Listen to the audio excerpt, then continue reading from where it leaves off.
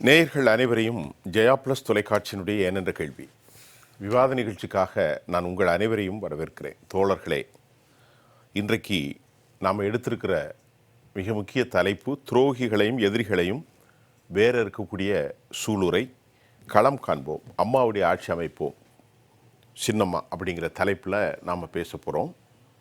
தொடர்ந்து இந்த நிகழ்வுகளை நாம் பேசுகிறோம். தமிழ்நாட்டுடைய அரசியலில் ஒரு கொதிநிலை காணப்படுகின்றது. பதட்டம், ஏமாற்றம், விரக்தி.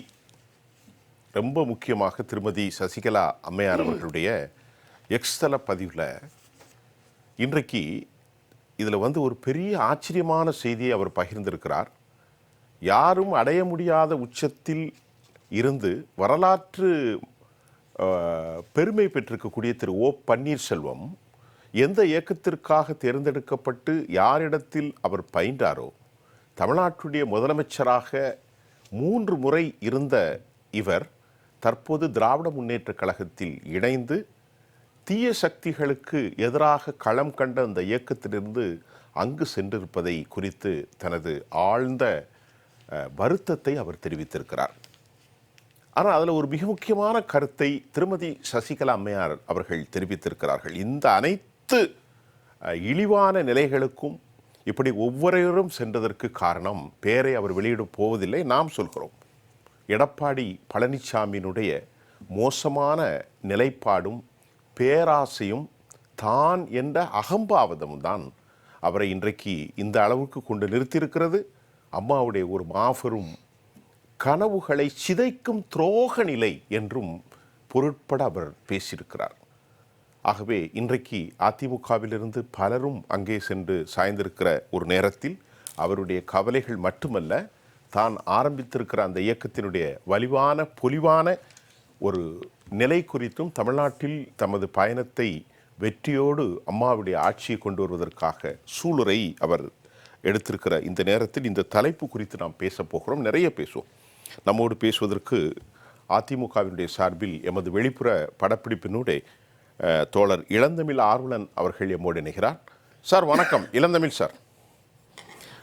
மூத்த திராவிட இயக்க ஆய்வாளர் ஐயா துரைக்கர்ணா, அதே போன்று ஐஜேகேனுடைய ஊடக செயலாளர் மரியாதைக்குரிய நித்யானந்தம்.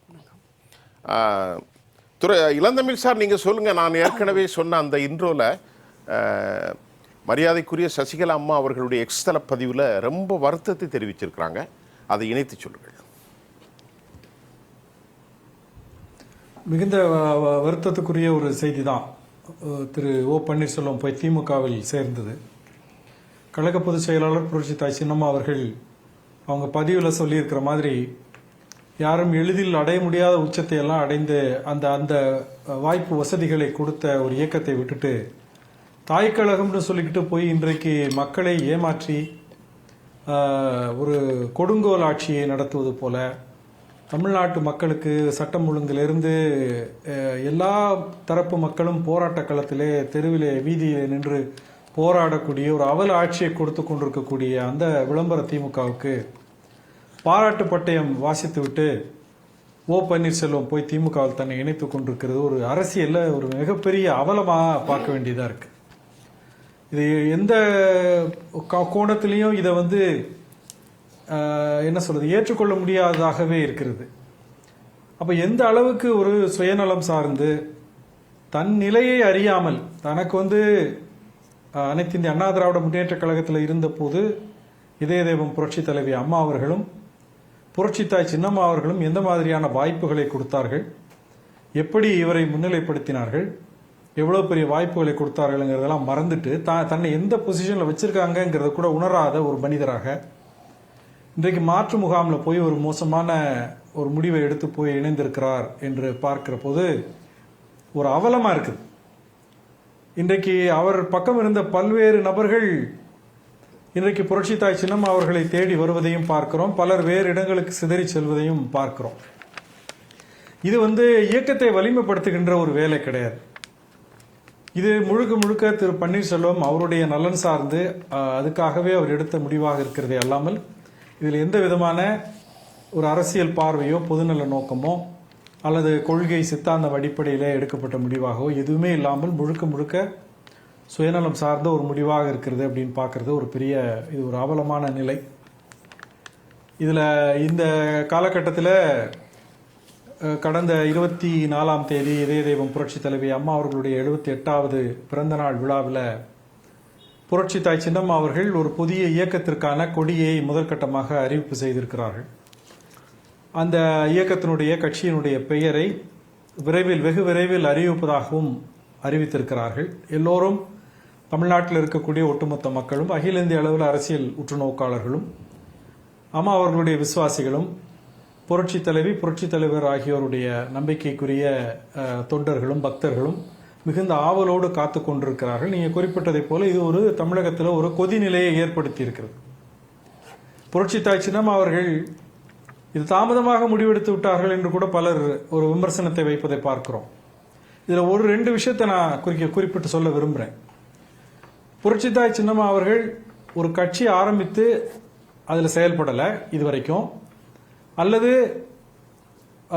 எடப்பாடி பழனிசாமியை எதிர்த்து அதிமுகவை நான் கைப்பற்றுவேன் என்ற பெயரில் தாறுமாறாக வாய்க்கு வந்தபடி விமர்சனங்களை வைத்துக்கொண்டு அரசியல் லாவணி பாடிக்கொண்டிருக்காமல் ஒரு ராஜதந்திர ரீதியில் அமைதியாக பொறுமையாக சில நகர்வுகளை செய்தார்கள். அவை எதிர்பார்த்த முடிவுகளை தரவில்லை என்கின்ற நேரத்தில் இது ஒரு புதிய கட்சியை தொடங்க வேண்டிய காலகட்டத்திற்கு அவர்களை இட்டு சென்ற காரணத்தினால் இந்த அறிவிப்பை கொடுத்திருக்கிறார்கள். ஆனால் இந்த 9 ஆண்டு காலமும் தமிழ்நாட்டில் இருக்கக்கூடிய மெயின் ஸ்ட்ரீம் மீடியாவில் புரட்சி தாய் சின்னம்மா அவர்களுடைய பெயரை உச்சரிக்காமல் ஒரு நாளும் எந்த விவாதமும் டிபேட்டும் நடந்தது இல்லை என்பதை என்னால் ஆணித்தரமாக அடித்து சொல்ல முடியும்.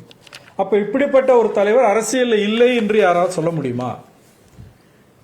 அவசரப்பட்டு முடிவை எடுத்துவிட்டு இன்றைக்கு குறிப்பாக சொல்ல வேண்டும் என்று சொன்னால் அமமுக என்ற ஒரு இயக்கத்தை தொடங்கி அதிமுகவை மீட்பேன், இரட்டை இலையை மீட்பேன் என்று அறிவித்துவிட்டு இன்றைக்கு எல்லா சமரசத்துக்கும் தங்களை ஆட்படுத்திக் கொண்டு எங்களுடைய பங்காளி என்று சொல்லி அதிமுகவோட அமமுக கூட்டணி அமைத்திருக்கிறது. இப்ப புரட்சி தாய் சின்னம்மா அவர்களும் அதே பாதையிலேயோ அல்லது அதே போன்ற ஒரு இயக்கத்தையோ தொடங்கி எல்லோரும் சொல்லுகிறார்கள் அமைதியாக இருந்து விட்டார்கள். அப்படி இல்லாமல் பொதுவெளியில் வந்து கடுமையான விமர்சனங்களை வைத்து ஒருவேளை இப்படி அதிமுகவோடு ஒரு கூட்டணியோ ஒரு ஒருங்கிணைவோ ஏற்பட வேண்டிய ஒரு சூழல் ஏற்பட்டிருந்தால் அது எப்படி சாத்தியமாயிருக்கும்? அப்ப அந்த ஒன்றிணைப்பை சாத்தியப்படுத்த வேண்டும் என்கின்ற ராஜதந்திர நடவடிக்கையோடு தான் புரட்சி தாய் சின்னம்மா அமைதியாக இருந்தது. இதனால் யாருக்கு எந்த நட்டமும் கிடையாது. ஆனால் எதையாவது சொல்லி விமர்சனம் செய்ய வேண்டும் என்று அரிப்பெடுத்து கொண்டிருப்பவர்கள் புரட்சி தாய் சின்னம்மா அவர்களை கண்ட மாதிரியாக விமர்சனம் செய்கிறார்கள்.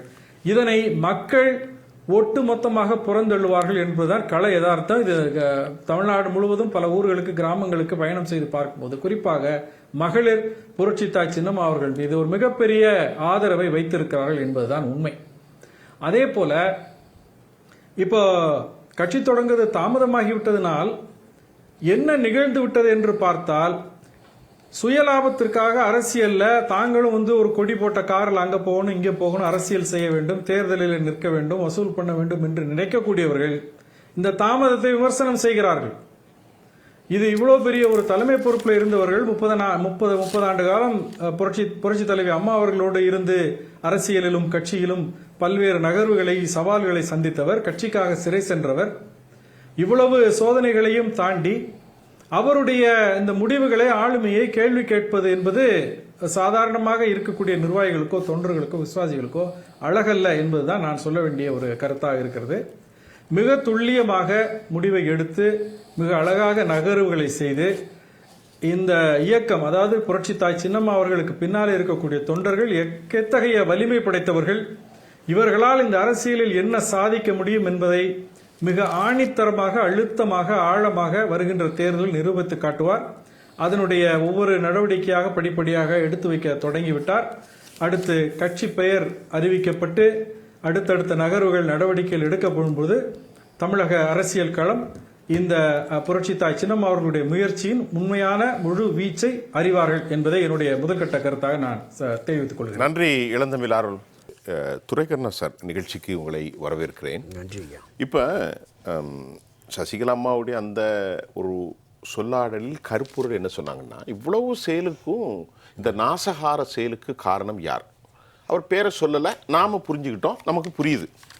இப்போ நான் என்ன நினைக்கிறேன், உறவுகளை கெடுப்பது, நல்ல கவனிங்க, உறவுகள் என்பது ஒரு மதத்தில், ஒரு சாதியில், ஒரு இனத்தில் அண்ணன் தம்பியாங்கிறது அல்ல. மனித சமூகம் அவ்வளவுமே உறவு தான். ஒரு சித்தாந்த ரீதியாக அதிமுகவினர் அனைவரும் உறவுகள். இந்த நல்ல உறவுகளை கலைத்து கெடுத்து நாசம் செய்தது பழனிசாமி ஒரு கடும்போக்கு, ஒரு பயங்கரவாத செயல். அதாவது உறவுகளை பிரிக்கக்கூடிய செயல் ஒரு மோசமான செயல். நான் எல்லாம் ஒன்றா இருப்போம்னு சொன்னால் நீ எல்லாம் ஒன்றா இருக்காத, தனித்தனியாக இருக்கிறத விட மனித இனத்துக்கு செய்யக்கூடிய கேடு ஒன்றும் இல்லை. நான் சொல்கிறேன் என்னுடைய கருத்தை. அந்த அடிப்படையில் தான் இன்னைக்கு எல்லாரும் தனியே போகவும், தனியே பிரச்சனை ஆரம்பிக்கவும், 4 பேர் கேலி பேசவும், இந்த மாதிரி விவகாரத்தில் பழனிசாமி உடைய நடவடிக்கையில் இன்னைக்கு நடந்திருக்கு. அதில் இன்னொரு கேள்வி, இந்த தர்ம யுத்தத்தை தூண்டி விட்டவங்கெல்லாம் இன்னைக்கு தவறான போக்கில் போனதுனால இன்னைக்கு அவருடைய முடிவுகளும் தவறாக அமைஞ்சு போச்சு. யாரு? ஓபிஎஸ். யாருடைய சொல்லை கேட்டாரோ அவர் காப்பாற்றவில்லை, யார் நம்பினார்களோ அவர்களும் இவரை காப்பாற்ற முன்வரவில்லை. அவர் எடுத்த முடிவுகள் அனைத்தும் தவறாகி இன்று அவர் சங்கமிக்கக்கூடிய அந்த இடலும் தவறாகவே போயிட்டு. அப்படின்னா நீங்க எப்படி பார்ப்பீங்க? அனைத்து இந்திய அண்ணா திராவிட முன்னேற்றக் கழகத்திற்கு இன்று ஏற்பட்டிருக்கிற இந்த நெருக்கடி, சிக்கல், பிரச்சனை என்பதற்கு மூல காரணம் எடப்பாடி பழனிசாமி தான் என்பதை மிக ஆழமாக, அழுத்தமாக திருமதி வி.கே. சசிகலா தன்னுடைய அறிக்கை மூலம் பதிவு செய்திருக்கிறார். 100க்கு 100 அது சரியானது, உண்மையானது. ஏனென்றால் இந்த இயக்கம் ஒற்றை தலைமை என்று திரு எடப்பாடி பழனிசாமியிடம் சென்ற காலம் முதலே ஒரு மிகப்பெரிய சரிவை, பின்னடைவை சந்தித்து வருகிறது. எல்லோருமே கட்சியின் மூத்த முன்னோடிகள் உட்பட பலரும் கட்சியை ஒருங்கிணைத்தால் மட்டுமே திராவிட முன்னேற்றக் கழகத்தை தேர்தல் களத்தில் வீழ்த்த முடியும், அவர்களை இந்த அரசியல் களத்திலிருந்தே அப்புறப்படுத்த முடியும் என்கிற கருத்தாக்கத்தில் தான் எல்லா முயற்சிகளையும் மேற்கொண்டார்கள். குறிப்பாக மரியாதைக்குரிய திருமதி வி.கே. சசிகலா அவர்களும், இன்றைக்கு திமுகவில் ஐக்கியமாகி இருக்கிற திரு ஓபிஎஸ் அவர்களும் இந்த ஒன்றிணைவோம், ஒருங்கிணைவோம் என்கிற கருத்தாக்கத்தை தான் பயணித்து வந்தார்கள். எடப்பாடி பழனிசாமி பிடிவாதமாக அவர்களுக்கு இங்கே இடமே இல்லை என்று தெரிவித்த பொழுது தான் இனி இந்த சூழல் என்பது 2026 தேர்தலுக்கு பிறகு கட்சியே காணாமல் போய்விடுமா என்கிற பொழுது இப்போதைக்கு நாம் கட்சியை காப்பாற்றி ஆக வேண்டும் என்கிற எண்ணத்தின் அடிப்படையில் தான் திருமதி வி.கே. சசிகலா அவர்கள் அரசியல் கட்சியை தொடங்கி இன்று கொடியை அறிமுகப்படுத்தியிருக்கிறார். இன்னும் ஒரு காலத்தில் கட்சியினுடைய பெயரையும் அறிவிக்க இருக்கிறார். நான் எப்படி பார்க்குறேன்னா, எடப்பாடி பழனிசாமிக்கு எதிரான மனநிலையில் இருக்கிற நிர்வாகிகள், தொண்டர்கள் திரு ஓபிஎஸ் திமுகவிற்கு சென்றதால் அவரை பின்பற்றி அவரால் நியமிக்கப்பட்ட நிர்வாகிகள், தொண்டர்கள், அவரோடு இதுவரை பயணித்தவர்கள், இவர்கள் அனைவருமே மரியாதைக்குரிய திருமதி வி.கே. சசிகலா அவர்கள் பின்னால் அணிவகுப்பார்கள். இதையும் தாண்டி அம்மா மக்கள் முன்னேற்றக் கழகம் என்கிற அரசியல் இயக்கத்தை திருமதி சசிகலா அவர்களுக்காக தொடங்கியதாக அறிவித்துவிட்டு இன்று அந்த கட்சியை கொண்டு போய் என்டிஏவில் சேர்த்த, எடப்பாடி பழனிசாமிக்கு ஆதரவு நிலை எடுத்த தினகரனுடைய செயலை பிடிக்காத அவர் நியமித்த அமமுகவினுடைய நிர்வாகிகள், தொண்டர்கள், இந்த 3 பிரிவினரையும் தாண்டி பசும்பொன் மண்ணிலே திருமதி சசிகலா அவர்கள் ஆற்றிய அந்த உணர்ச்சிகரமான உரை, மனந்திறந்து பேசிய அந்த பேச்சு, அந்த பேச்சால் ஈர்க்கப்பட்ட தென் மாவட்ட மக்கள் மட்டுமல்ல, இங்கு தமிழகத்தில் இருக்க மக்கள் மட்டுமல்ல, இந்த உலகளாவிய தமிழ் பெருமக்கள் மத்தியிலேயே இவர் மீது ஒரு அனுதாபம் கலந்த ஆதரவும் வந்திருக்கிறது. பொதுவெளிகளில், மக்கள் மத்தியில், வாக்காளர்கள் மத்தியில் ஒரு ஆதரவு நிலை அவருக்கு வந்திருக்கிறது என்பது இப்போது வெளிப்படையாகவே தெரிகிறது. இனி அது அதிகரிக்கும், வளர்ச்சி பெறும். நிச்சயமா நாளுக்கு நாள் அது பெரிய பலரும், பல்வேறு அமைப்பினரும், பல்வேறு இயக்கத்தினரும் கூட அவரை சந்தித்து ஆதரவு நிலைப்பாட்டை தெரிவித்து வருகிறார்கள். தொலைபேசி வாயிலாக நேரடியாக வந்திருக்கிறது. இதில் திரு ஓபிஎஸ் அவர்கள் எடுத்த முடிவு என்பது ஒரு மிகப்பெரிய வரலாற்று பிழை என்றுதான் நான் பார்க்கிறேன். இந்த அண்ணா திராவிட முன்னேற்றக் கழகத்தை நிறுவிய புரட்சித் தலைவர் எம்ஜிஆர் இந்த கட்சியை ஒரு 30-38 ஆண்டுகளாக கட்டி காப்பாற்றி வளர்த்தெடுத்த செல்வி ஜெயலலிதா, இந்த இருவரும் தலைவர்கள் அமர்ந்த இருக்கையில் ஆட்சியிலும் கட்சியிலும் அமர்ந்திருந்தவர் தான் மரியாதைக்குரிய திரு ஓபிஎஸ் அவர்கள். இன்று அந்த நிலையிலிருந்து முற்றும் முழுவதுமாக வேறுபட்டு மாறுபட்டு எந்த திமுகவை தோற்கடிக்க வேண்டும் என்று புரட்சித் தலைவர் எம்ஜிஆர் காலமெல்லாம் உயிருள்ளவரை பாடுபட்டாரோ, எந்த திமுகவை அரசியல் களத்திலிருந்து அப்புறப்படுத்த வேண்டும் என்று செல்வி ஜெயலலிதா அவர்கள் தன் உயிர் மூச்சு உள்ளவரை பாடுபட்டாரோ, அந்த திமுகவில் ஐக்கியமாவது என்பதை நிச்சயம் அது ஒரு துரதிர்ஷ்டவசமானது. இந்த முடிவு என்பது உண்மையிலேயே அவருடைய அரசியல் வரலாற்றில் ஒரு கரும் புள்ளியாகத்தான் பார்க்கப்படும்.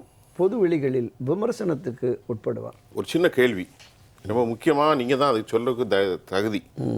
ஐயா புரட்சித் தலைவர் எம்ஜிஆர் அவர்கள் 87 மரணிக்கிறார். அப்போ 2 பேருக்குள்ள உறவுகளில் கொஞ்சம் கசப்பு வருது, ஜானகி அம்மாவுக்கும் செல்வி ஜெயலலிதாவுக்கும். கடைசியில் தோல்வி கண்ட பிறகு அவங்க ஜானகி அம்மா கூப்பிட்டு சசிகலா அம்மா போகிறாங்க. அந்த வரலாறுலாம் நமக்கு தெரியும். சமாதானமாகி அப்புறம் கட்சி நம்ம நடத்துகிறோம்னு வரீங்களேன். ஆனால் அன்றைக்கு திருமதி சசிகலா அவர்களிடத்தில் ஒரு சாதாரண ஒரு மனிதராக ஓபிஎஸ் அறிமுகப்படுத்தப்பட்டார். அப்படித்தானே? நிச்சயமாக. ஒரு நகராட்சி, அதுக்கப்புறம் அவர்கள் கொடுத்த அந்த உயரம் கற்பனையே பண்ண முடியாது. நீங்கள் நினச்சி பாருங்கள், கற்பனையே பண்ண முடியாத உயரம். உலகத்தில் ஒரு நகராட்சி ஒரு ஒரு ஒரு சேர்மனாக இருந்தாலே அவர் வாழ்க்கையில் பெரும் பேர். தமிழ்நாட்டின் முதலமைச்சர் 3 முறை இவர்கள் தான் காரணம். இரண்டாவது, யாருன்னு தெரியாத பழனிசாமியை தட்டி கொடுத்து ராஜ கிரீடத்தை சூட்டிட்டு போனாங்க. இதுக்கப்புறமும் இதில் 2 விஷயத்தை நீங்கள் எப்படி பார்க்குறீங்க?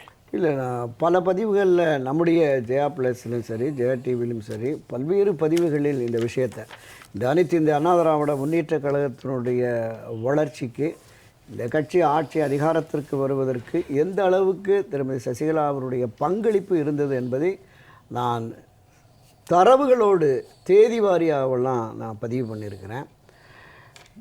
இந்த சூழல் என்பது, இப்போது ஏற்பட்டிருக்கிற சூழல் என்பது உண்மையிலேயே அனைத்து இந்த அண்ணா திராவிட முன்னேற்ற கழகத்தில் வரலாற்றிலே இல்லாத அளவுக்கான ஒரு மிகப்பெரிய ஒரு மோசமான சூழல் அப்படின்னு தான் பார்க்குறேன்.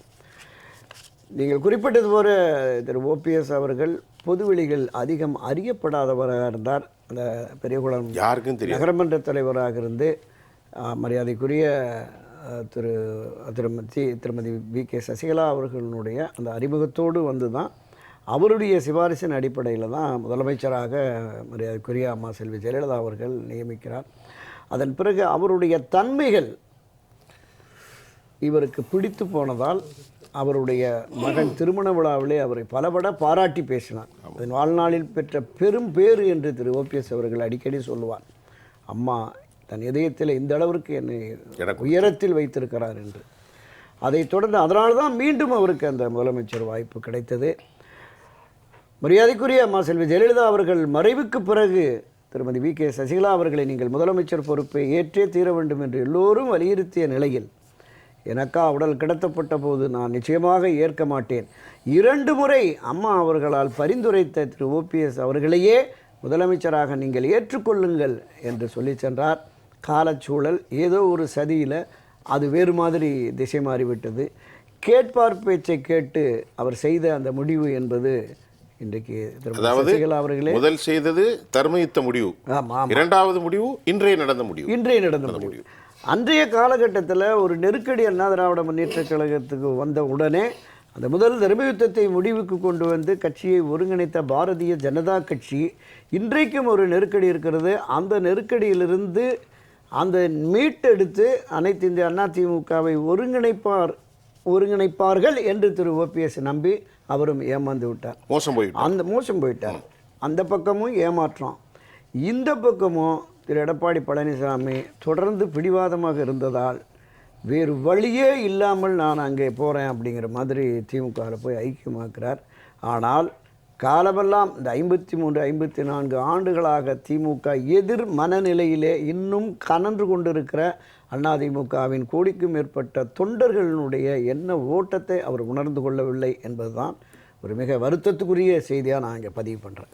ஐயா நித்யானந்தம், இன்றைக்கு அம்மாவுடைய அந்த விவகாரத்தை நம்ம பேசிக்கிட்டு இருக்கோம். பேச பேச தினமும் புது செய்திகள் வந்து கொண்டிருக்கிறது. இன்றைக்கு காலை வந்த செய்தி பரபரப்பு அடங்கறதுக்குள்ள அடுத்த செய்தி, அதற்குள்ள அடுத்த செய்தி, இப்படியே போய்கொண்டிருக்கும். ஏனென்றால் இது தேர்தல் களம்.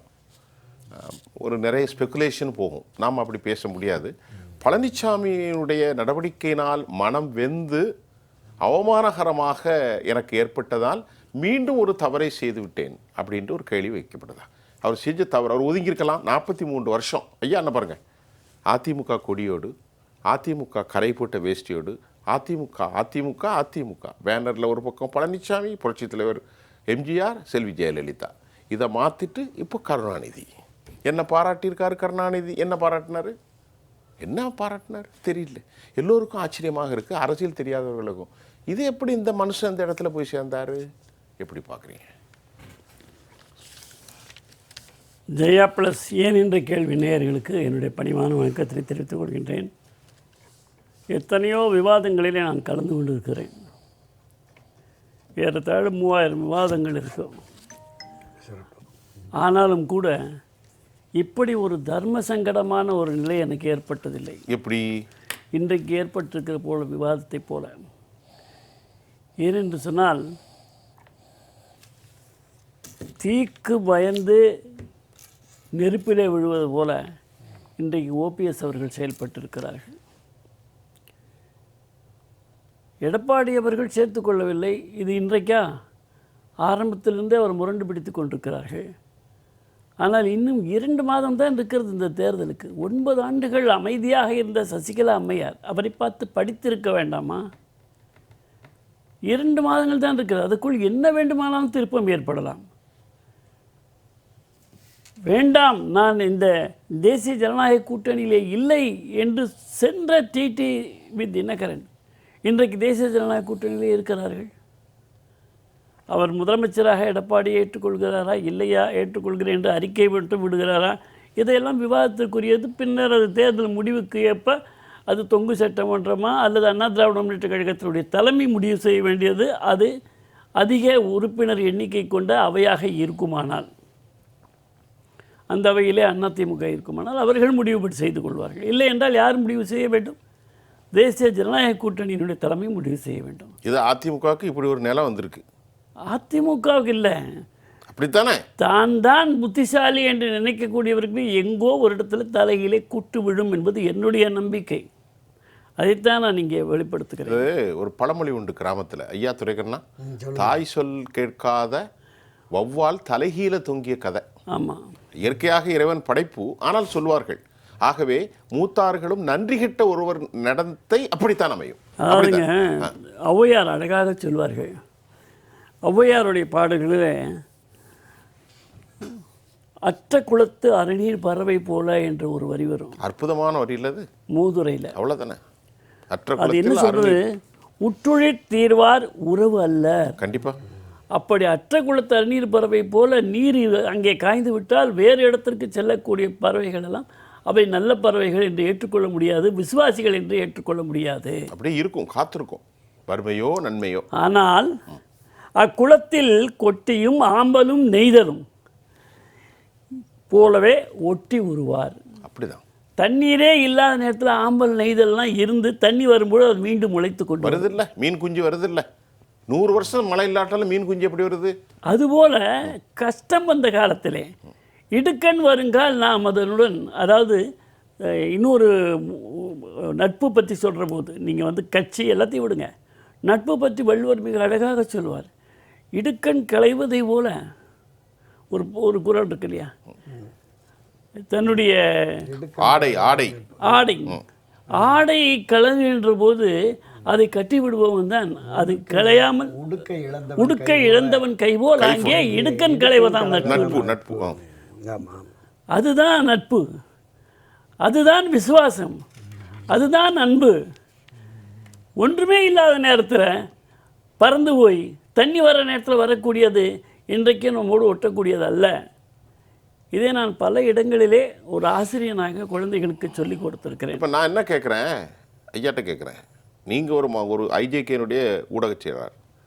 இப்போ எந்த இயக்கத்துக்காக அதிமுக ஆரம்பிக்கப்பட்டதோ, எந்த இயக்கத்தின் ஊழலுக்காக, எந்த இயக்கத்தினுடைய சர்வாதிகாரத்துக்காக, எந்த இயக்கத்துக்காக வெளியே வந்து எம்ஜிஆர் அவர்கள் யாரை நியமித்தாரோ அவருக்கு எதிராக மறுபடியும் அங்கே போய் சேர்றவுடைய நோக்கம் என்ன? உனக்கு என்ன லாபம் கிடைக்கும்? எதை எதிர்பார்த்தீர்கள்? அதுதான் நான் இப்போ சொன்னேன் கொஞ்ச இல்ல நேரத்துக்கு. அதற்குள்ள பின்னணி என்ன? தனக்குள்ள சுயநலம் என்பதாகத்தான் எடுத்துக்கொள்ளும். இத்தனை நாள் அது தெரியாமல் மூடி மறைத்து கொண்டு வைத்திருந்தீர்கள். ஐயா அவர் இருந்ததே ஒரு சாதாரண வட்டச் செயலாளரா கிடையாது.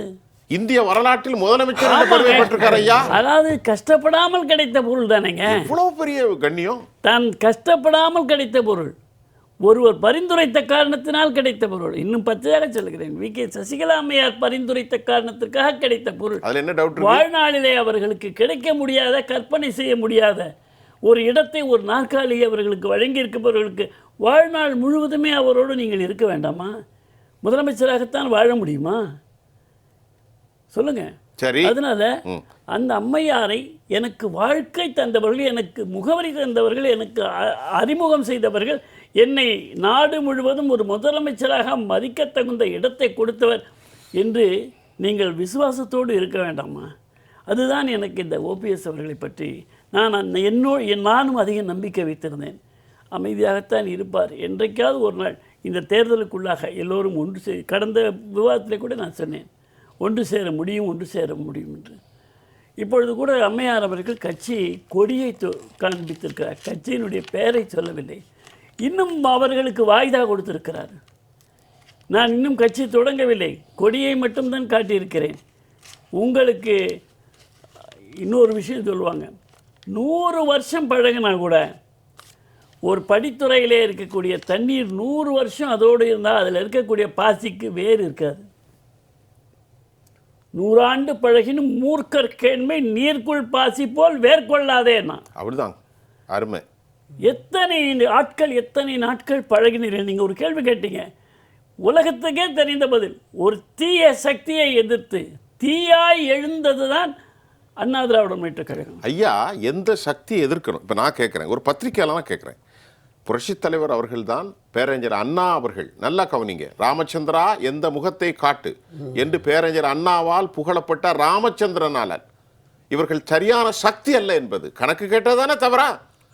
அப்படிப்பட்ட ராமச்சந்திரனால் உருவாக்கப்பட்ட இந்த இயக்கத்தில் 43 ஆண்டுகள் கரை கட்டி, அதற்கு பிறகு இந்த இயக்கத்தில் யாரென்று பெரியகுளம் நகராட்சியின் வாயிலாக இத்தனை பெரிய அழகு பதவிக்கு கொண்டு வந்தாங்களே, அப்போ எந்த சித்தாந்தத்துக்கு எதிராக ஒரு சித்தாந்தம் மோதி நிற்கிறது? அதுட்டு போய் சேர்க்கிற நோக்கம் என்ன? இவருக்கு என்ன கிடைக்கும்? திமுகவில் சேர்ந்து அண்ணா திராவிட முன்னேற்றக் கழக சாதாரண தொண்டன் கூட சேர விரும்ப மாட்டான். சேர்ந்திருக்கிறார்கள் சில பேர், இப்போ XYZ என்று சொல்லலாம் அவர்களை. ஆனால் ஓபிஎஸ் அப்படி இல்லையே. ஓபிஎஸ் மிக உயர்ந்த பொறுப்பில் இருந்தவர்கள். அவர்கள் எப்படி அங்கே செல்ல முடிந்தது? திமுகவை எதிர்த்து தான் துவங்கியது அண்ணா திமுக. அது எப்படி தாய் கழகமாகும்? எம்ஜிஆர் தாய்க்கு துரோகம் செய்தாரா? ஏன் கழகம் துவங்க? சரி, நல்ல பாயிண்ட் ஐயா. ஐயா கேட்குற பாருங்க, தாய் கழகம்னா அப்போ எம்ஜிஆர் தாய் கழகத்துக்கு துரோகம் செஞ்சாரா கேட்குறாரு ஐயா. அதனால எம்ஜிஆர் அவர்களும் ஜெயலலிதா அம்மையார் அவர்களும் தாய் கழகத்திற்கு, அதாவது பெற்ற தாய்க்கு துரோகம் செய்து கட்சி ஆரம்பித்தார்களா? நீங்கள் இப்பொழுது செய்வது பெற்ற தாய்க்கான துரோகம். உங்களை பெற்றெடுத்து ஊருக்கு உலகத்துக்கு அறிமுகப்படுத்தியவர்களுக்கு துரோகம் செய்கிறீர்களே, இதுதான் பெற்ற தாய்க்கு செய்கின்றது. இதுதான் உங்களுடைய தாய் கழகம். பேசுவோம், இடைவெளிக்கு அங்கே தாய் கழகம் கிடையாது. அது நாம் பேய் கழகம் என்று சொல்லித்தான் வெளியே வந்தது. அதாவது அதை புரிந்து கொள்ள வேண்டும். சாதாரண எளிய மக்களுக்கு அது புரியும். எனவே சசிகலா அம்மையார் 9 ஆண்டுகள் பொறுமையாக இருந்து இன்றைக்கு அதை சொல்லியிருக்கிறார் என்றால், இதை நான் சொல்லாமல், இதை நான் செய்யாமல் விட்டுவிட்டால் மிகப்பெரிய கடமையிலிருந்து தவறிவிட்டேன் என்று தமிழ் மக்கள் என்னை சபிப்பார்களோ என்ற இடத்திற்கு வந்த பின்னாலே தான் அவர்கள் வெகுண்டு எழுந்திருக்கிறார்கள். தமிழ் மக்களுக்காக எப்படியாவது அண்ணா திராவிட முன்னேற்றக் கழகத்தை நம்முடைய எம்ஜிஆர் அவர்களும் புரட்சித் தலைவர்களும் கட்டிக்காத்த 100 ஆண்டுகளானாலும் இது இருக்கும், ஆட்சி செய்யும் என்று சொன்ன அந்த சொல்லுக்கு பொருள் இருக்கும் என்பதை நிரூபிக்க வேண்டும் என்ற ஒரு ஆசையோடு தான் இன்றைக்கு துவங்கி இருக்கிறார்கள் என்று நான் கருதுகிறேன். இன்னும் பொறுமை இருக்கிறது. கண்டிப்பாக குரங்கு கையிலே கிடைத்த பூமாலை போல இன்றைக்கு அண்ணா திராவிட முன்னேற்றக் கழகம் சென்றிருக்கிறது. அதை சரியான முறையிலே அந்த பூக்களை எல்லாம் பொறுக்கி மாலையாக தொடுத்து மீண்டும் அண்ணா திராவிட முன்னேற்றக் கழகம் என்று எம்ஜிஆர் அவர்களையும் ஜெயலலிதா அவர்களையும் பெருமை சேர்க்கக்கூடிய ஒரு மாலையாக உருவாக்குவதற்கு அம்மையார் வி.கே. சசிகலா அவர்கள் முயற்சிக்கிறார் என்று தான் நான் கருதுகிறேன். அந்த முயற்சியில் அவர்கள் வேகமாக நடந்து வர வேண்டும். எவர் துரோகம் செய்தாலும் அவர்களை பற்றி நீங்கள் கவலைப்பட வேண்டாம் என்று மட்டுமே நான் அவர்களுக்கு சொல்லிக் கொடுப்பேன். Very good. இளந்தமிழ் சார், இப்போது நம்முடைய உறவுகள் பல விவகாரத்தில் மனம் உடைந்து காணப்படுகிறார்கள். ஆனால் இப்போது அவர்களுக்கு ஒரு பெரிய ஜோதி கலங்கரை விளக்கமாக இருக்கிறது. தமிழ்நாட்டிலிருந்து பலர் நம்மோடு பேசி கொண்டிருக்கிறார்கள். தொலைபேசியிலும் அம்மாவை சந்திக்க வேண்டும் என்றெல்லாம் கேட்கிறார்கள். இப்பொழுது இந்த மாதிரி மனம் உடைந்து ஒரு பக்கமாக இருப்பவர்களுக்கு தற்போது நேற்று கமுதியில் நடைபெற்ற அந்த எழுச்சிமிக்க ஒரு கூட்டம் செய்கிற சொல் என்ன? தற்போது நிலைகளை குறித்து நீங்கள் பேசுங்கள். எப்படி பார்க்கிறீர்கள்? இல்லை, இதில் யாரும் இனியும் கலங்கி போய் இருக்க வேண்டிய தேவையில்லை. சரி, இப்போ எடப்பாடி பழனிசாமியை பொறுத்த அளவுக்கு அவர் தான் இருந்தால் போதும் அப்படிங்கிற முடிவுக்கு வந்து தான் அந்த நகர்வுகளை வைக்கிறார். இந்த இயக்கம் புரட்சி தலைவி அம்மா அவர்களும் புரட்சி தலைவர் எம்ஜிஆர் அவர்களும் சொன்னதைப் போல 100 ஆண்டு காலம் 1000 ஆண்டு காலம் இந்த இயக்கம் மக்களுக்காக சேவை செய்யும் என்று அவர்கள் முழங்கிய முழக்கத்தை மறந்துவிட்டு தன்னுடைய பெயரும் புகழும் தனக்கு இருக்கக்கூடிய இந்த வசதி வாய்ப்புகளையும் தக்க வைத்துக் கொண்டு இந்த கட்சி எப்படி போனாலும் பரவாயில்லை என்கின்ற முடிவில் யாரும் வேண்டாம் என்று உதறி தள்ளுகின்ற இந்த போக்கு தான் எடப்பாடி பழனிசாமிக்கு ஒரு முடிவுரையை எழுத போகிறது. அவர் தன்னுடைய அடியாட்களை வைத்து புரட்சித்தாய் சின்னம்மா அவர்களை விமர்சனம் செய்ய வைக்கிறார். அதாவது புரட்சித்தாய் சின்னம்மா அவர்கள் இதய தெய்வம் அம்மா அவர்களுடைய மறைவுக்கு பின்னால் அவங்க உடனே பொது வாழ்க்கைக்கு வர வேண்டும் என்றெல்லாம் விரும்பவில்லை. இன்றைக்கு விமர்சனம் செய்யக்கூடியவர்கள் என்ன சொல்றது, பழியை சுமத்துவர்கள் எல்லாம் வாசல்ல நின்று நாள் கணக்கில் வார கணக்கில் நீங்கள் தான் பொதுச் செயலாளராக பொறுப்பேற்றுக் கொள்ள வேண்டும் என்று வற்புறுத்தி பொதுக்குழுவில் புரட்சித்தாய் சின்னம்மா அவர்கள் கலந்து கொள்ளாமலேயே இவங்க புரட்சித்தாய் சின்னம்மா அவர்களை பொதுச் செயலாளராக தேர்ந்தெடுத்து வீட்டில் தீர்மானத்தை கொடுத்து ஏற்றுக்கொள்ளுங்கள் இந்த பொறுப்பைன்னு சொல்லி கட்சி வேலையை பார்க்க சொன்னதும், முதலமைச்சராக பொறுப்பமர்த்தப்பட்டிருந்த பன்னீர்செல்வம் அவருடைய போக்கு சரியில்லை என்று தெரிஞ்சது. அதனால் நாங்கள் அவரை மாற்ற முயற்சி செய்த போது அதே அமைச்சரவையில் இருந்த அமைச்சர்கள் பன்னீர்செல்வத்தின் மீது ஏராளமான புகார்களை சொல்லும் பொழுது ஆட்சியில குழப்பம் வந்துவிடக்கூடாது, இன்னும் ஒரு நபரை நம்ம பொறுப்பில் அமர்த்தி இந்த சிக்கல்களை இந்த ஒரு குருஷியலான நேரத்தில் நெருக்கடியான நேரத்தில் ஒரு கடினமான முடிவை எடுக்க வேண்டாம், நாமே இந்த பொறுப்பை ஏற்றுக்கொள்ளலாம் என்று அதுவும் உதயகுமார் போன்ற ஆட்கள் எல்லாம் போய் மொட்டை அடிச்சு எல்லாம் பல்ட்டி அடிச்சு தெருவில் உருண்டு என்னென்ன கூத்தடிச்சாங்கன்னு நம்ம பார்த்தோம். அப்படி செய்து அவர்கள் முதலமைச்சராக புரட்சித்தாய் சின்னம்மா அவர்களை தேர்ந்தெடுத்தாலும் இதற்கிடையில பன்னீர்செல்வத்தினுடைய நடவடிக்கை சரியில்லை, திமுகவை அனுசரித்து அவர் செயல்படுகிறார் என்று எங்களுக்கு ஒரு சந்தேகம் வருகிறது, அவருடைய நடவடிக்கை சரியில்லை என்று புரட்சித்தாய் சின்னம்மா அவர்கள் 2017 சொன்னதுக்கு இன்றைக்கு அதுக்கு விட தெரிஞ்சிருச்சு.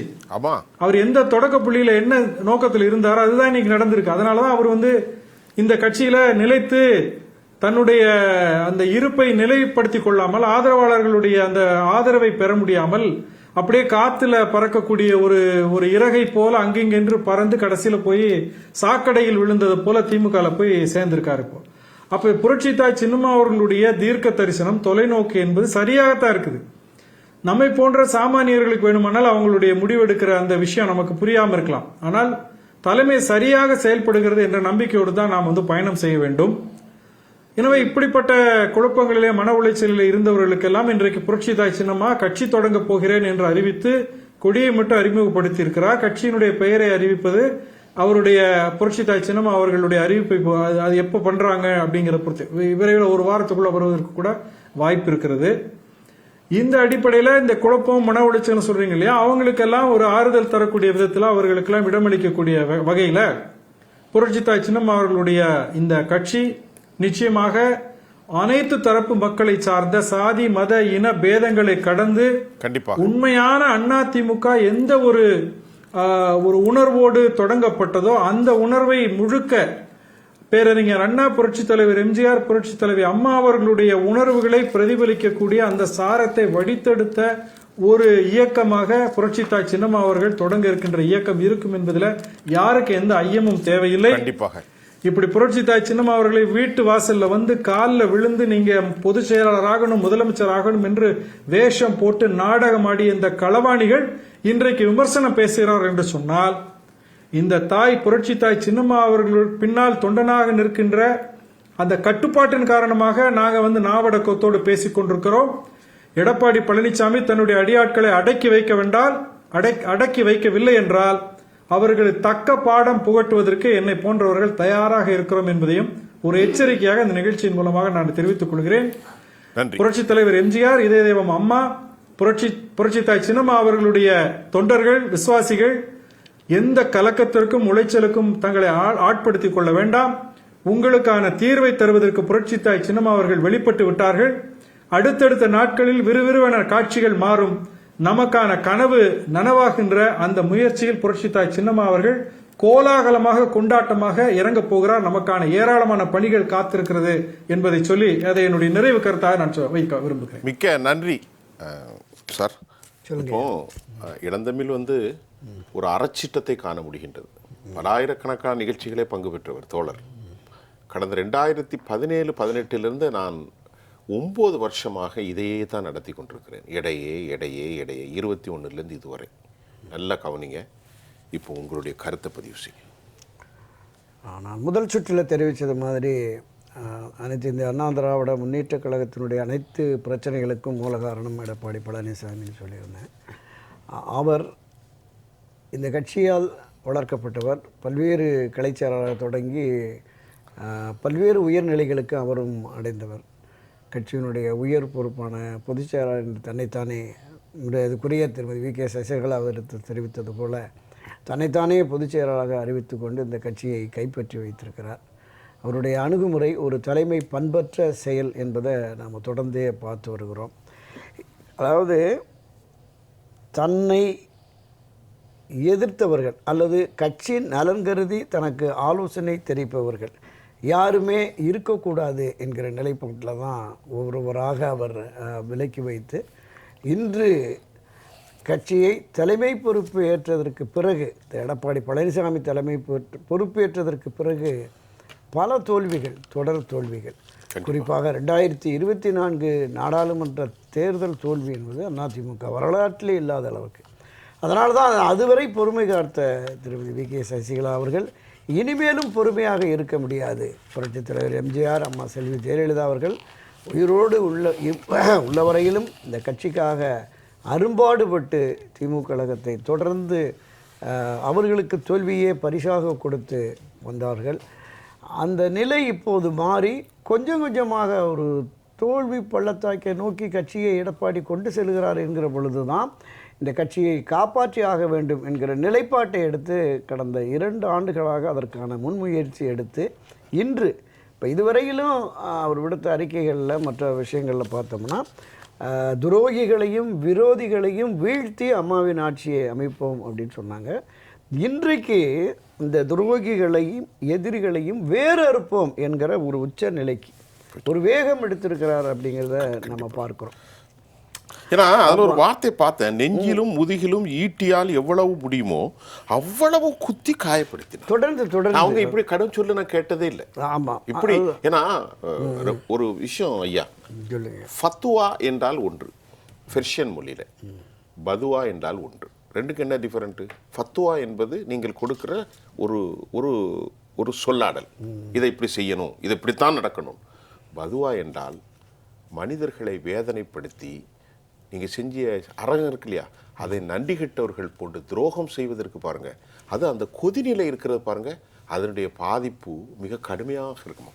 இல்லை, அந்த விஷயத்தில் சாதாரண பாதிப்பாக கிடையாது. இல்லை, அந்த விஷயத்தில் எடப்பாடி பழனிசாமியினுடைய அந்த செயல் என்பது மனிதத்தன்மையற்ற செயல் அப்படின்னு தான் இன்றும் கூட புதுவெளிகளில் மோசமான செயல். ஆமாம், இன்றும் கூட புதுவெளிகளில் ஒரு தமிழகத்தினுடைய ஆகப்பெரிய உயர்ந்த பொறுப்பில் முதலமைச்சராக உங்களை அமர்த்தி விட்டு சிறைக்கு சென்ற அவர் இந்த கட்சிக்கு எதிராக என்ன செய்தார்?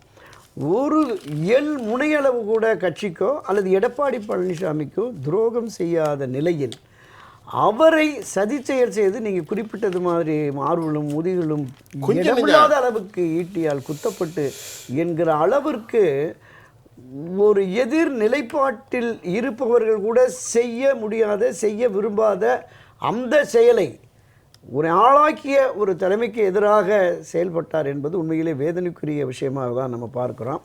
ஒருபோதும் ஏற்க முடியாது. நான் பல பதிவுகளில் குறிப்பிடுறது தான், எந்த ஒரு மனிதன் இயற்கை நியதிகளுக்கு மாறாகவும் தர்ம நியாயங்களுக்கு புறம்பாகவும் செயல்படுகிறானோ அவனுடைய அழிவை அவனே தேடிக்கொள்வான் என்பதுதான் கர்மா. அதற்கான காலம் கனிந்து விடுகிறது அப்படிங்கிறது மாதிரி தான் நம்ம பார்க்குறோம். எடப்பாடி பழனிசாமிக்கு பாடம் புகட்ட மக்களும் தயாராகி விட்டார்கள். அனைத்து இந்த அண்ணா திராவிட முன்னேற்றக் கழகத்தில் பயணிக்கும் மக்களும் தொண்டர்களும் அடிப்படை உறுப்பினர்களும் அதற்கான முன்னெடுப்பை செய்திருக்கிறார்கள். எனவே காலம் நிச்சயமாக எடப்பாடி பழனிசாமிக்கு பதிலளிக்கும். எடப்பாடி பழனிசாமி மட்டுமல்ல, யாரெல்லாம் இந்த கட்சிக்கு துரோகம் செய்து ஒரு அவப்பெயரை தேடி கொடுக்கிறார்களோ அவர்களுக்கு எல்லோருக்குமே காலம் நிச்சயம் பதில் சொல்லும் என்பதுதான் யதார்த்த நிலை. ஐயா, சுருக்கமாக நிறைவு கருத்து. தமிழகத்தினுடைய சாபக்கேடு எம்ஜிஆர் அவர்கள் மக்கள் திலகம் என்று போற்றப்படுகின்றவர்கள், பொன்மனச் செம்மலாக இருந்தவர்கள், மக்களால் தெய்வமாக இன்றைக்கும் வழிபட்டு வரக்கூடியவர்கள். அவர்கள் முகத்தை காட்டினாலே போதும், வேறு ஒன்றுமே செய்ய வேண்டாம் என்று அண்ணாவால் போற்றப்பட்டவர்கள். அந்த அண்ணா முதலமைச்சராவதற்காக அவர் மக்களிடத்தில் ஆற்றிய அந்த பேச்சும் 67 அவர் தனக்காக தான் வருத்தப்பட்டதை கூட பொருட்படுத்தாமல் திராவிட முன்னேற்ற கழகத்திற்கு உறுதியாக நின்று சுடப்பட்ட பின்னாலும் கூட உழைத்ததை பார்க்கின்ற பொழுது அதன் காரணமாக அண்ணா அவர்கள் கூட முதலமைச்சராக இருக்கின்றார்கள், சிறப்பாக செயல்பட்டார்கள். ஆனால் காலத்தின் சாபம் அதற்கு பின்னாலே தான் தொடங்கியது. எம்ஜிஆர் அவர்கள் அதற்கு பின்னால் செய்த பாவம் கருணாநிதி அவர்களுக்கு வழிவிட்டது. அதுதான் இன்றைக்கு தமிழகத்தை கொன்று கொண்டிருக்கிறது. அதுபோல காமராஜர் செய்த பாவம் இந்திரா அம்மையாரை பிரதமராக்கியது. அதுதான் நாட்டை சூறையாடி இருக்கிறது. அதுபோல் சசிகலா அம்மையார் அவர்கள் செய்த பாவம் இன்றைக்கு எடப்பாடி அவர்களை முதலமைச்சராக்கியது. இதை யாரும் மறுத்து பேச முடியாது. நான் தகுந்த ஆதாரத்தோடு தான் சொல்லுகிறேன். எல்லோரும் பார்த்துருக்கிறோம். இவர்கள் சிறைக்கு செல்வதற்கு முன்பாக, சற்று முன்பாக எடப்பாடி அவர்களை முதலமைச்சராக்கினார்கள். அதன் பின்னாலே அவர்கள் சிறைக்கு சென்று விட்டார்கள். அந்த சிறையிலே செய்த தவறுக்காக இவரை ஒதுக்கி வைத்திருக்கிறார்களா? உங்களுக்காக கட்சியிலே பாடுபட்ட காரணத்தினாலே, உங்களுக்காக உழைத்த நேரத்தில் அவர்கள் ஏதோ தவறு செய்தார்கள் என்று பொய்யாக அவர் மீது வழக்கு போட்டு அவரை உள்ளே வைத்திருந்தார்கள். அப்படி உள்ளே செல்லுகின்ற பொழுது உன்னை நம்பி அல்லவா முதலமைச்சராக்கி இருக்கிறார்கள். அதற்கு பிறகு அவர்கள் எந்த அரசியலும் ஈடுபடவில்லை, எந்த தவறும் செய்யவில்லையே. ஏன் ஒதுக்கி வைத்திருக்கிறீர்கள்? என்ன பாவம் செய்தார்கள்? உங்களை முதலமைச்சராக்கிய பாவமா? நீங்கள் முதலமைச்சராக வேண்டும், ஒரு 10 ஓட்டு கூட இழக்கக்கூடாது என்று உங்களுக்காக அழைகின்ற அம்மையாகத்தானே இருக்கிறார்கள். அவர்கள் தங்கத்தட்டிலே வைக்கக்கூடிய அத்தனை வைரங்களும் வைடூரியங்களும் அவர் கண் முன்னாலே ஜெயலலிதா அம்மையார்கள் வைத்திருந்தார்கள். அவர்கள் எடுக்கவில்லை. எனக்கு அவையெல்லாம் வேண்டாம், மக்கள் நலனே போதும், உன்னோடு பழகின்ற பாக்கியமே எனக்கு போதும், தமிழ் மக்களுக்கு தொண்டு செய்ய வேண்டும் என்று சொல்லிதான் ஒரு கவுன்சிலர் பதவியை கூட அவர்கள் வாங்கவில்லை. அதைத்தான் சொல்லுகிறேன். அவ்வளவு வைடூரியம் எல்லாம் இருக்கின்ற வேண்டாம் என்று சொல்பவனும் போட தியாகத்தை அவர்கள் அன்றைக்கு நினைத்திருந்தால் எந்த பதவிக்கு வேண்டுமானாலும் வந்திருக்கலாம். வேண்டாம் என்று சொல்லிவிட்டார்கள். கிடைத்த பொழுது கூட வேண்டாம் என்று சொல்லக்கூடியவர்கள் இன்றைக்கு உங்களிடத்தில் இருந்து பிடுங்குவதற்காக அரசியலுக்கு வருகிறார்களா? இல்லை அல்லவா? அவருடைய பண்பு அப்படிப்பட்டது அல்ல. அவருடைய வாழ்க்கையிலே அப்படிப்பட்டது அவர் செய்யவில்லை. கிடைக்காமல் ஏங்கியவர் அல்ல அவர். அதைத்தான் சொல்லுகிறேன். எனக்கு கிடைக்கவில்லையே என்று ஏங்கக்கூடிய இடத்துல அவரை ஆண்டவன் வைக்கவில்லை. 40 ஆண்டுகள் எதை வேண்டுமானாலும் நீ எடுத்துக்கொள்ளலாம் என்று சொல்லக்கூடிய ஒரு ஆளுமை பக்கத்திலே இருந்து கொண்டு யார் யாருக்கெல்லாமோ வாங்கி கொடுத்து அள்ளி கொடுக்க செய்து ஒதுங்கி இருந்து பார்த்து அந்த அழகை ரசித்தவர்கள் வி.கே. சசிகலா அம்மையார். ரொம்ப எக்ஸாக்டாக சரியான புள்ளி. அதனால் நான் தேசிய ஜனநாயக கூட்டணியிலே இருக்கக்கூடிய பாரிவேந்தர் ஐயாவின் கீழே, பாரிவேந்தர் ஐயாவும் ரவி பச்சமுத்து அவர்கள் தலைமையிலே தேசிய ஜனநாயக கூட்டணி இந்திய ஐஜேகே இந்திய ஜனநாயக கட்சியிலே பொறுப்பிற்கு இருந்தாலும் கூட நியாயத்தை சொல்ல வேண்டும், உண்மையை சொல்ல வேண்டும் என்ற நோக்கத்தோடு தான் அம்மையாருக்கு அவருடைய பணி நல்ல பணியாக அமையட்டும், மக்கள் பணியாக அமையட்டும், தொடரட்டும். தென்றலென துவங்கியவர்கள் புயலாக வீச தொடங்கட்டும் என்று தான் நான் சொல்கிறேன். நேர்களை இன்றைக்கு நம்ம பேசணும், கொஞ்சம் தான் பேசியிருக்கோம், இன்னும் பேச போகிறோம், பேசிக்கொண்டே இருக்க போகிறோம். எதிர்பாருங்கள். மாற்றங்கள் நீங்கள் கற்பனை செய்ய முடியாத அளவிடப்படக்கூடிய மாற்றங்கள் நடக்கும்.